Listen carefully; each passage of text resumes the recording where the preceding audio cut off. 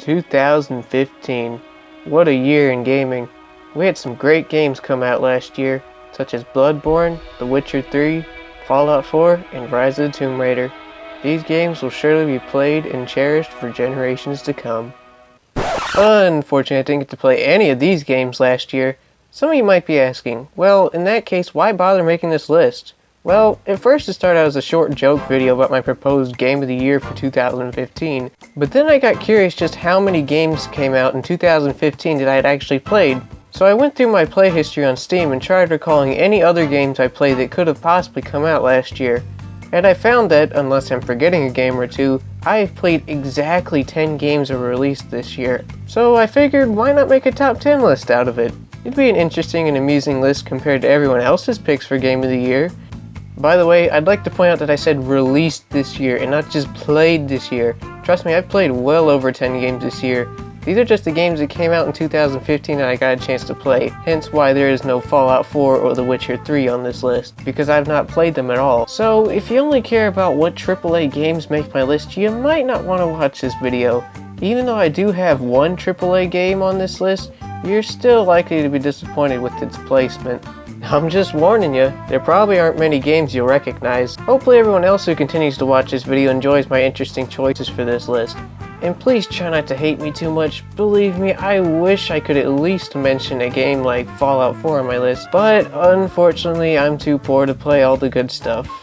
At least within the year of its release. One last thing, I'd like to point out that most of the footage seen in this video was not recorded by me, but by other people. I would have recorded most of the footage myself if I was sure my computer wouldn't lag like crazy when recording them, but I could barely get some of them to work, so I doubt it. Also, I need an excuse to be lazy. All links to the original videos and channels will be provided in the description. Go check them out if you want to see more gameplay goodness. Anyhow, with that lengthy explanation out of the way, here are my top 10 games of 2015. Number X. Or, 10. Transformice. I don't really want to mention this game at all on this list, but I did play exactly 10 games from this year, so I have to make this list with exactly 10 games because I'm exactly sure I have some OCD problems. So what is Transformice?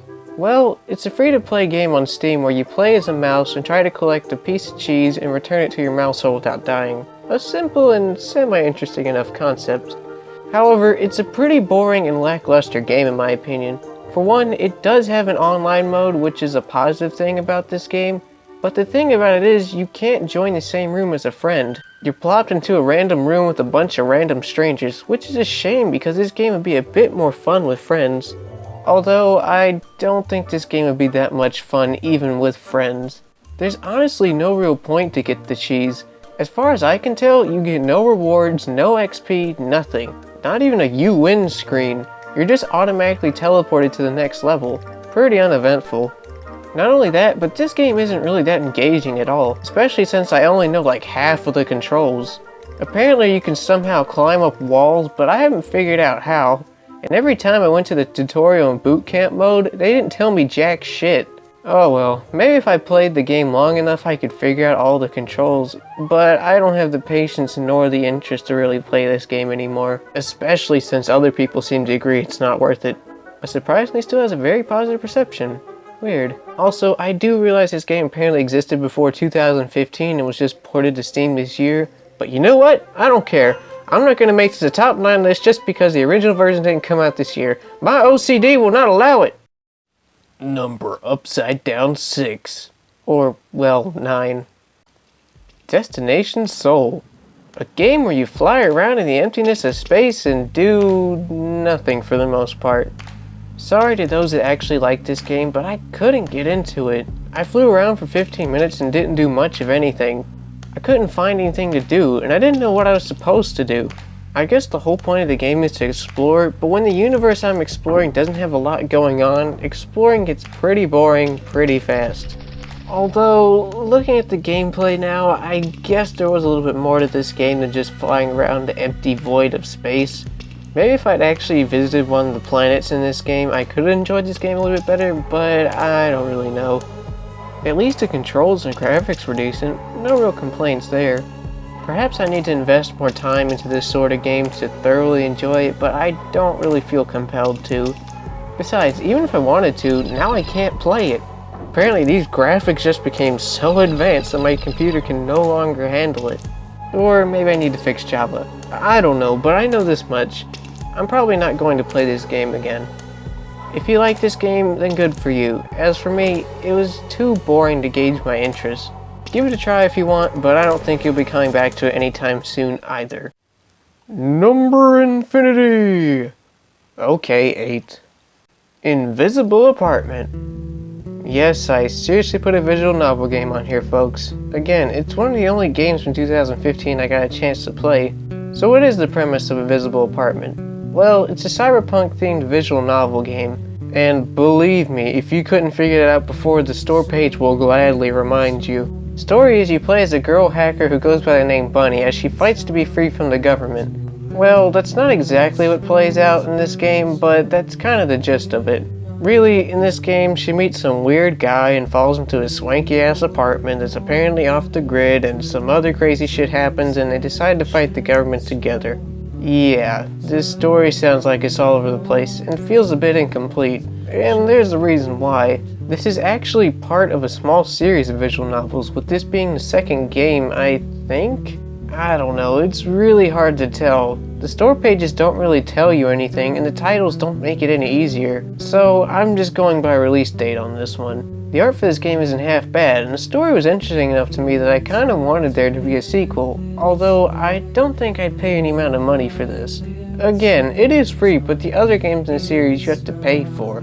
Since the other games in the series had to be purchased, I'm going to judge not only this game as if I paid for it, but also judge the potential quality and content I would get from the other two if I bought them. And if the quality and content of those games are anything like this one, I definitely wouldn't pay for them. The writing and art of this game is still a bit amateurish. The music sounds like stock music you'd buy off of Audio Jungle or wherever. It also only took me 1 hour to complete this game, and that's with doing every choice the story gives you. The length wouldn't bother me so much if this was, say, a demo, but no, it's the entire length of the game. Yes, I did say I wanted there to be a sequel to this, but that's only because I felt it could have some potential.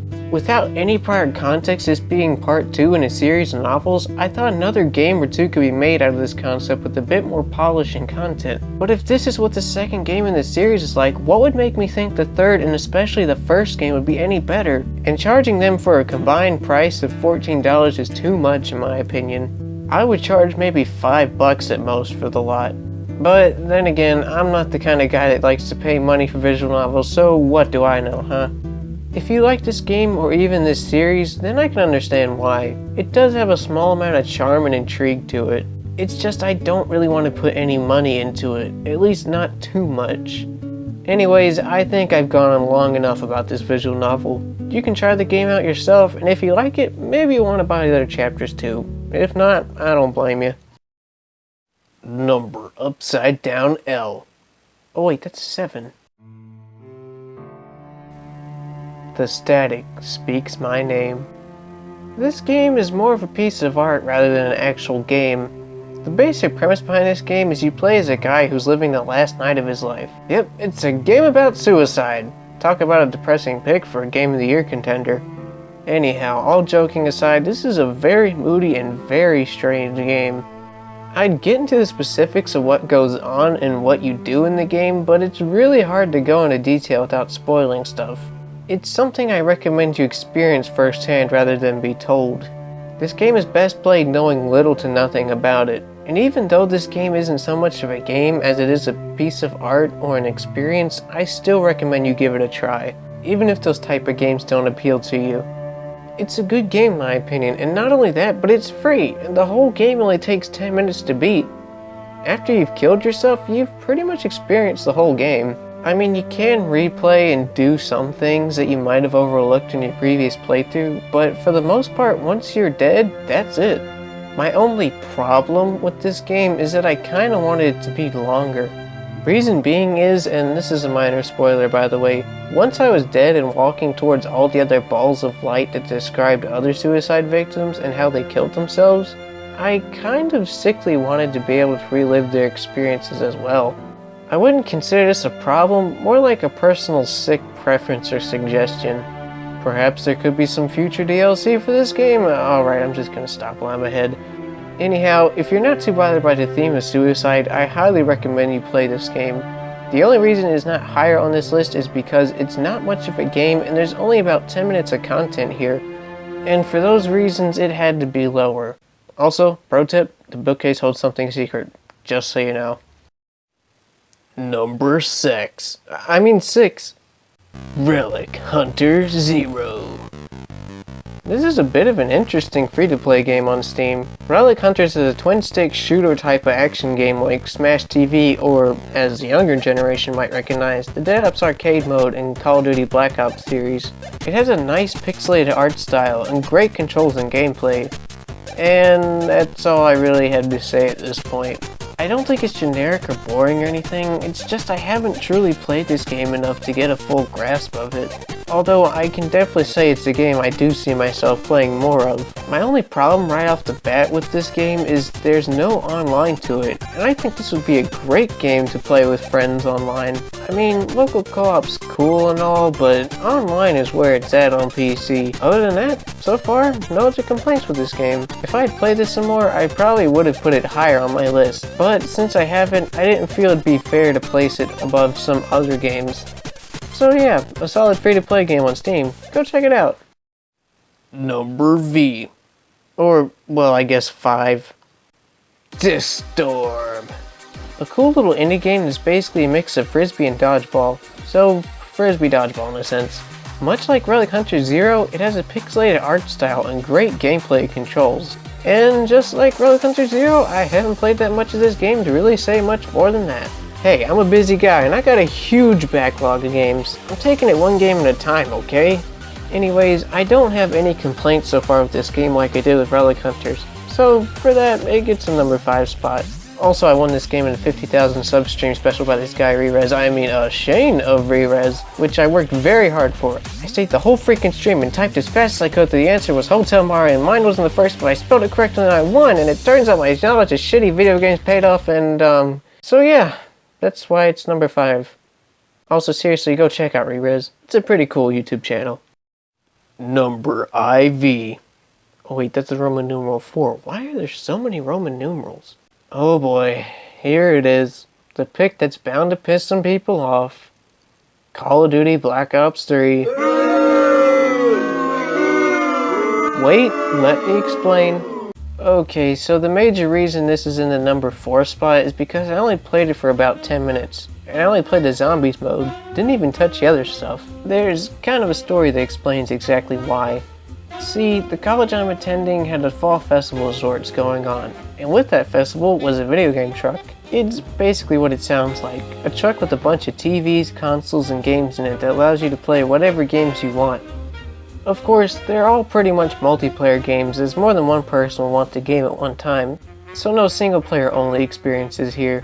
And of the games was Black Ops 3 on PS4. There was no one else in there besides me and the 2 guys that ran the truck. Since Black Ops 3 was ready to go, I figured I'd try it out and see what it was like. So, since I thought it'd just be me playing, I switched over to zombies as I knew I could play that solo. So I played zombies by myself for about 4 rounds and then died. No, I don't suck at zombies, I'm just pretty rusty and not used to the map. Also, the control setup was kinda weird on PS4. Not sure if it was the default setup or not, but it's not what I'm used to on PS3. Excuses, I know. Anyhow, after that, one of the workers chimed in wanting to play with me, and I didn't tell him no because I didn't want to seem like a dick for no reason. My problem wasn't so much that he was playing alongside me, it was more so that now I had to communicate with him while playing, and to be honest, I wasn't really in the mood to communicate. My mild social anxiety didn't help either. So after another session or two, with both of us dying on round 4 yet again, I stopped playing to go get some pizza. And once I came back, other people were playing, and I just decided to play Super Smash Bros. Wii U the rest of the time, as it was the closest thing to me. A sad side note, I could have had the chance to try out Fallout 4, but other people were hogging it, and I wound up only trying Black Ops 3 instead. I live a sad existence. but I can pretty much gather that it plays practically like Fallout 3, so gameplay wise I know I'm not missing out on much. Anyhow, the whole point of the story was to point out why I only played 10 minutes of zombies and didn't even touch the rest of the game. Rather long explanation, I know, but I have an obsession with explaining stuff and I can't help it. So, what did I think of Black Ops 3 in the 10 minutes I played? Well, it plays a lot like the previous games, no surprise there, but to be fair, I was playing the zombies mode. The multiplayer and maybe even story mode probably feel more different. If I played more than just the zombies mode, this might have actually been my game of the year. But I still don't know if I would feel 100% comfortable naming a Call of Duty game my game of the year at this point. As it stands, I don't hate Black Ops 3, nor do I love it. I'm still vaguely interested enough to play some more. Number 3. Yeah, that's totally what I said. Man, I can't believe I'm putting this above Black Ops 3. But I played well over 10 minutes of the game to get a good feel of it and fairly judge it, so... Number 3 is Running Shadow. What is Running Shadow, and why do I feel weird putting this game over Black Ops 3? Well, Running Shadow is a Temple Run clone mixed with some elements of Assassin's Creed. Yeah, while the idea sounds kinda cool, it's really not. The most that it feels like an Assassin's Creed game is that while you run or stop at certain points, you can execute enemies. There's also slight amounts of parkour, but that's not that impressive either. For the most part, it feels like yet another Temple Run game, except you can straight up murder people and it's on Steam. The game gets pretty monotonous pretty quickly. You wind up doing the same couple of missions in the same locations over and over again. Go collect some treasure in this dungeon here, go murder people on these rooftops over there. This game is rather boring. The only, and I mean only reason it is at number 3 is because I played it more than the other games I previously mentioned. With the previous games, I either played too little of them, thought they were worse than this game, or felt it was more of an experience rather than a game. So that's why this game swooped in at number 3. If I had anything good to say about this game, it's that the graphics are decent and it's a pretty good game to play for achievements and when you're chilling and talking with friends. That's literally the only reason I played this game, no lie, and I'll give it this much, at least it tries to feel different and more professional than the rest. I mean, it actually has some cutscenes with some voice dialogue, which would be pretty cool if I really even gave a shit about the story in this game. So, unless you really have a thing for endless runner games, I'd say skip this game. Number Douche. Deuce? Dose? Ah, screw it. Number 2. Trove. A very interesting and kinda unique game that came out on Steam this year. This is Minecraft MMO realized. It's got the blocky art style, the simple enough house building, and the adventuring of Minecraft. Along with this are several different classes to choose from, each with their own attacks and special abilities, dungeons to explore, monsters to fight and collect loot XP from, and the capability to play with your friends online. All these aspects combine to create Trove, and Trove mixes it all pretty well. While building stuff isn't at the forefront of this game like Minecraft, it's still fun to explore the world and defeat enemies with friends.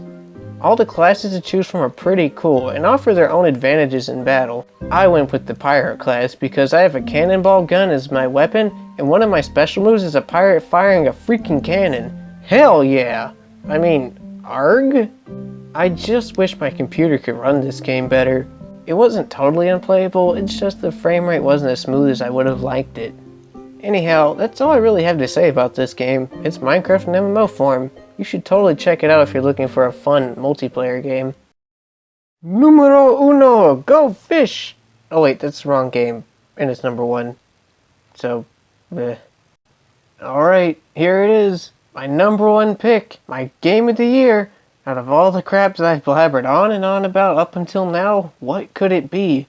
It can't be Fallout 4, The Witcher 3, or any game of that caliber. I didn't get to play any of them. So just what the hell is it already? Well, it's Her Story. I can truly see why this game won so many awards at the Game Awards this year. This is indeed a masterpiece of our time. With dialogue choices more in depth and advanced than The Witcher 3, containing one of the richest and greatest stories ever told, and having so much content for just $6 on Steam, this game is simply... I'm just fucking with you guys. Her Story's not my game of the year. I haven't even played it for one, and even if I did, I doubt it would be. I mean, don't get me wrong, I think it's okay for what it is, but why was this game even at the Game Awards? And why did it win so many awards? A database browser simulator has a better narrative than The Witcher 3? Yeah, okay, sure. Anyhow, that joke's gone on long enough. Now, my real game of the year is Fallout Shelter. Yep, a mobile game is my game of the year. But really, out of all the other strange games I chose, what did you expect? Out of all the games I played, and for the length I played them, this is truly the best game from 2015 I have played. Even though it's a mobile game, it doesn't feel like a mobile game to me. I don't get that same stigma I get from other mobile games. It's not pay to win or freemium in any way. You can do everything in the game free without ever spending a dime. In about 2 weeks, I unlocked every room in the game, opened several lunchboxes with a lot of goodies in them, and got 2 Mr. Handies all for free. That's more than I can do in other mobile games of this nature. I remember playing one heavily a couple years back called Shipwrecked, I think. I wasn't even halfway to the game and already it was making me wait a whole 24 hours just to do one simple task. In Fallout Shelter, I have yet to encounter any task to take a literal day to be completed. The closest it comes to it is 16 hours to level up a certain special stat, but that's when it's near its max level, and at that point, it's not 100% necessary to keep training your dweller any further unless you want them to be absolutely perfect in that area. And the reason you don't have these ridiculous wait times is because, like I said, this game is not pay to win. You don't have to buy currency to rush certain tasks. You can do it as many times as you want for free. Although, there is a catch, and I think it's a rather interesting gameplay mechanic. See, every time you rush production, one of two things can happen. You're either successful and get the resources with bonus cash and XP, or you fail and have to stop an incident, which can either be a fire, red roach invasion, or mole rat invasion. The lower the percentage of failure, the more likely your rush is successful. And each time you rush a room, that failure rate gets higher and higher. However, if you wait long enough, I'd say about 5 minutes or so, the rate will gradually decrease until it's back at its lowest value. With this type of mechanic in place, it allows rushing to be free, but still have a sort of risk-reward system in place. And really, it just makes more sense than having to pay $2 for 5 crystals or whatever.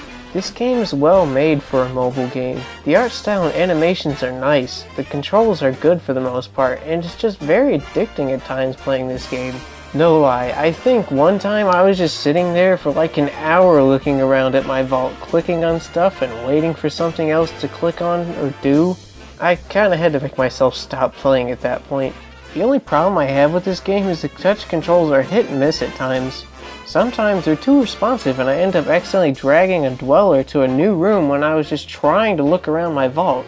And other times, they're unresponsive and I swear I click on the mysterious stranger so I can get some extra cash, but the game doesn't register and he fucking disappears and I get nothing.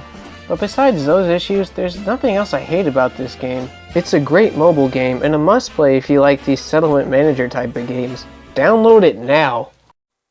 So yeah, those are all my top 10 games of 2015. I really hope you enjoyed this list. This was kind of a one-off thing for me, and I doubt I'll do it again for 2016, but who knows. I should also mention that all of the Steam games I mentioned on here, except maybe Destination Soul, can be run on very low-end PCs. My current desktop has 2 gigs of RAM and a 2.33 GHz processor, and it ran most of these games fine. Only 2 I had troubles with were Trove, which isn't unplayable but still wasn't really smooth to play, and Destination Soul, which only became unplayable for me recently and wasn't earlier in the year. Other than that, all of them ran fine, and if you want to try any of them out, you easily can. Anyhow, thank you for watching, and please try to keep it civilized in the comments. I'm pretty sure I clearly explained why I had the games on here that I did. But if you for some reason disagree with some of these choices, let me know in the comments. I don't mind a logical discussion, just don't call me retarded because Halo 5 isn't on here or whatever. Well, take care everyone, and I hope you all have a great 2016.